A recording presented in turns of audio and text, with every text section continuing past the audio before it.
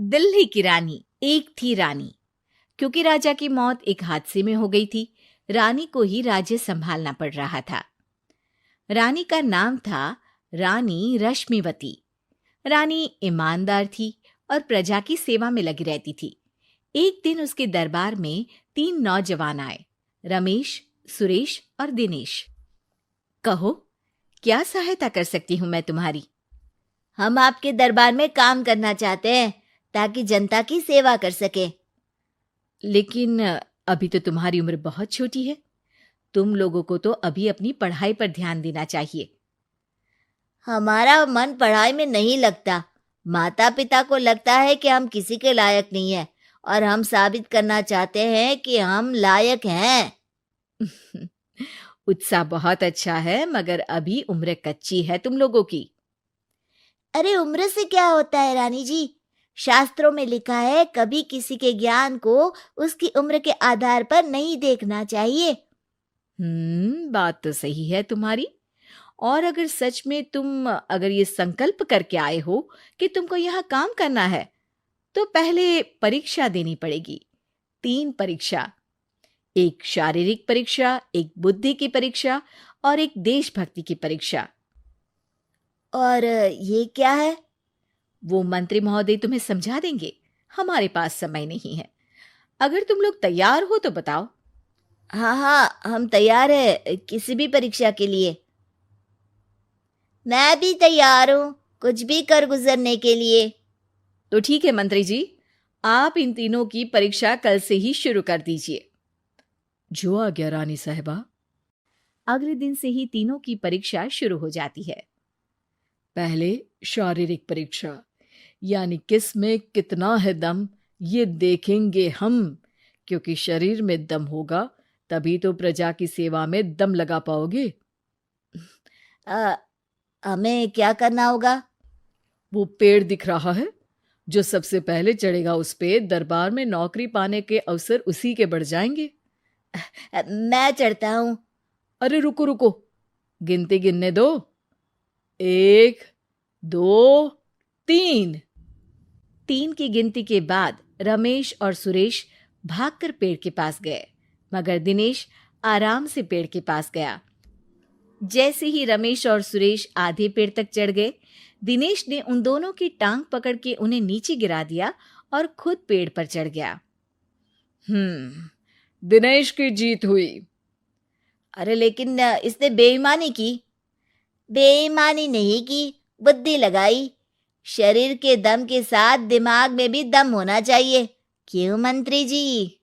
हाँ हाँ, बात तो तुम्हारी सही है, लेकिन बात अगर बुद्धि की है तो बुद्धि की असली परीक्षा हम कल लेंगे। शाम को जाकर मंत्री रानी को सब बता देते हैं। यानी दिनेश उन सब में ज्यादा होशियार है। जी रानी साहिबा। अगले दिन तीनों की बौद्धिक परीक्षा का समय होता है। आज हमें क्या करना है मंत्री जी? थोड़ा सब्र करो, कल जल्दबाजी में ही हारे थे तुम। सही कह रहे हैं मंत्री जी। अरे तू क्यों ज्यादा बोल रहा है? तू भी तो हारा था ना कल। ए दिनेश, ज्यादा होशियार मत बन। अरे अरे अरे, लड़ो मत। आज की परीक्षा पर ध्यान दो। आज की बौद्धिक परीक्षा में ये कुछ बोरे हैं, कुछ में नमक है और कुछ में रुई। जिसको जो ले जाना है उठा लो।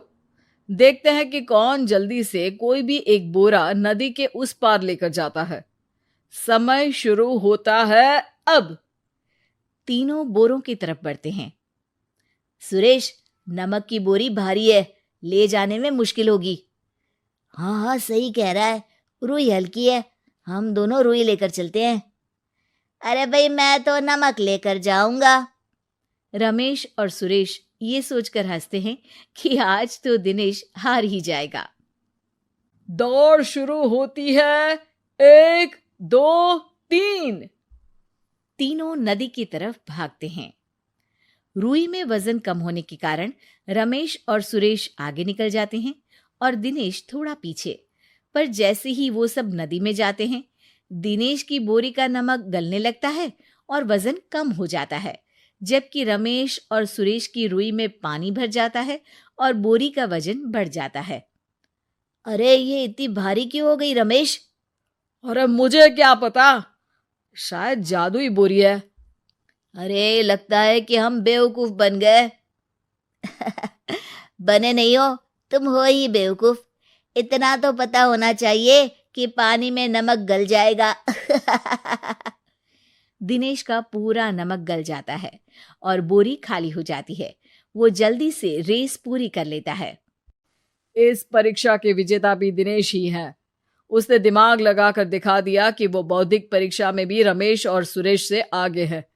अब कल तुम्हारी देशभक्ति की परीक्षा होगी, जो स्वयं रानी मां लेंगी। रात को फिर मंत्री रानी के पास जाकर बता देते हैं कि आज की परीक्षा में कैसे दिनेश ने अक्लमंदी दिखाई और बौद्धिक परीक्षा में भी उसी की जीत हुई। अरे वाह, दिनेश तो हमारे बहुत काम आ सकता है। हम उत्साहित हैं कल की परीक्षा के लिए। वो तो ठीक है रानी साहिबा, लेकिन हमने सुना है कि पड़ोसी राज्य का राजा आकाशदीप हमारे राज्य की सीमा में घुसपैठ कर रहा है। ये तो चिंता की बात है। हमें जल्द ही कुछ करना चाहिए। अगले दिन रमेश, सुरेश और दिनेश अपनी आखिरी देशभक्ति की परीक्षा के लिए दरबार में आते हैं। प्रणाम रानी साहिबा। नमस्कार रानी जी। प्रणाम रानी माँ। हमने तुम्हारी परीक्षा पर गौर किया। दिनेश आगे हैं। हम तुम तीनों में से किसी दो को ही दरबार में काम दे सकते हैं। किसी एक को आज जाना होगा। तो देशभक्ति की परीक्षा के लिए तैयार हो? पूरी तरह से। मैं तीनों से एक ही सवाल करूंगी। जिसका जवाब सबसे सही लगेगा उसे तो नौकरी मिल ही जाएगी। फिर दूसरे सबसे सही जवाब देने वाले को भी काम मिलेगा। आप लोगों का समय शुरू होता है अब। ज्यादा सोचने का समय नहीं होगा। जो मन में पहली बात आए उसका जवाब दे। तो सवाल ये है कि तुम इस मिट्टी के लिए क्या कर सकते हो? मैं इस मिट्टी को साफ रखूंगा। यहाँ के लोगों के भोजन की कमी को मैं पूरी करूंगा। मैं यहाँ के लोगों को गले लगा लगा के उनको खुशी दूंगा रानी माँ, और गरीबों के लिए घर बनवाऊंगा। मैं इस मिट्टी के लिए किसी की जान भी ले सकता हूँ रानी माँ। मंत्री, दिनेश को एक तलवार दो। जी रानी जी। दिनेश, पड़ोसी राज आकाशदीप की जान तुम्हारे हाथ में है। जाओ, अपना काम पूरा करो। आज रात को तुम उस पर हमला करोगे जब वो सो रहा होगा। दिनेश वहां से चला जाता है। रानी मां, ये आपने क्या किया? अभी किया नहीं है मंत्री जी। आप आकाशदीप को संदेशा भिजवाओ कि पड़ोसी देश का एक कातिल रात को उन पे हमला करेगा और दिनेश को पकड़वा दो। अरे, ये आप क्या कह रही हैं? और क्यों कर रही हैं आप ऐसा? राजा को लगेगा कि हमने उसकी मदद की, उसकी जान बचाकर। वो हमारे राज्य का पीछा छोड़ देगा और हमारा एहसानमंद हो जाएगा। और दिनेश का क्या होगा?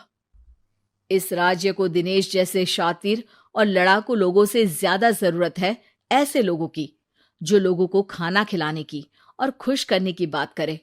और ये गुण सुरेश और रमेश में है। इन्हें नौकरी दे दो।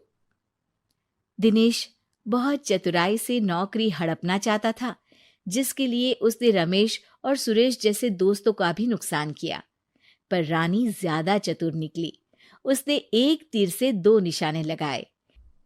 दिनेश जैसे खूंखार युवक को राज्य से बाहर करवा दिया और पड़ोसी राजा आकाशदीप को अपना एहसानमंद कर लिया।